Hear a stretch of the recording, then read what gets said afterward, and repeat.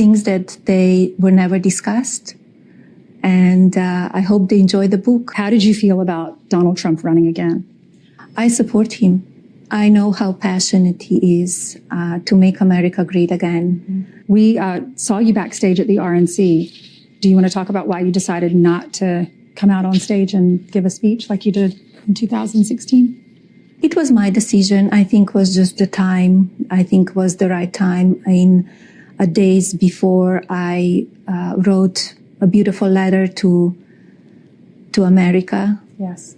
And I think in one way that letter was my speech. The raid on Mar-a-Lago, the house manager texts you and says the FBI is outside the house.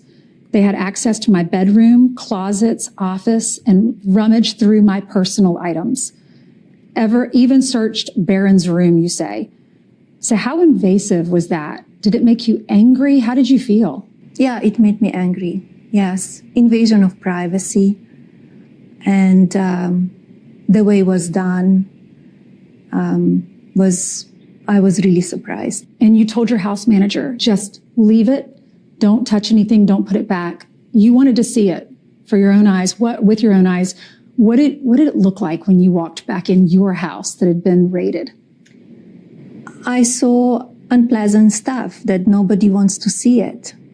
And you get angry because, nobody should be putting up with that kind of stuff. Some person, I don't even know who or how many people, they went through my stuff. So the assassination attempts, the first one is in Butler, Pennsylvania. And you write about watching the assassination attempt on TV.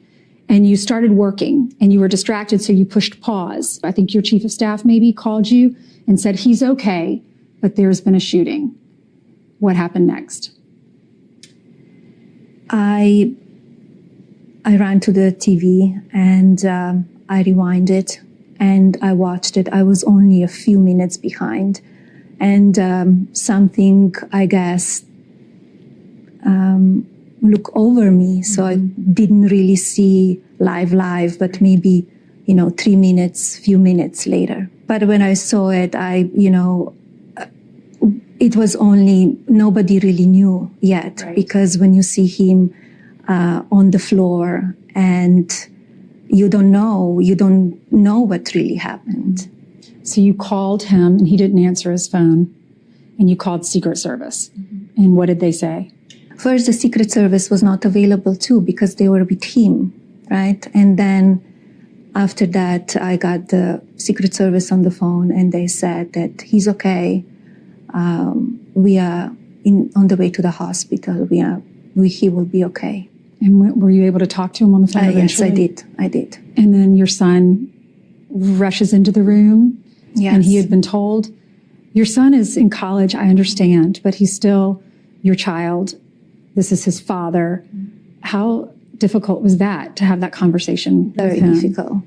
Very difficult. He was outside playing sport and he rushed in and was very, very difficult. And then a few weeks later, there's another attempt on your husband's life at your golf course. Where were you and what was your reaction to this attempt? I was in New York City, actually. And I saw it on the television. And as soon as I saw it on television, I called again. And he was okay because Secret Service were great. The guys that they were with him, they were fantastic. And I think both of the events, they were really miracles. If you really think about it, the July 13 was a miracle, like that much, and he could not be with us. And he normally doesn't call for that one screen. He waits till the end of the speech. So just looking at that screen allowed him to turn his head. Yeah. And he said it was providential. Does this make you believe in it more, in a higher power? How has that been for you? I think something was watching over him. I think it's almost like country really needs him.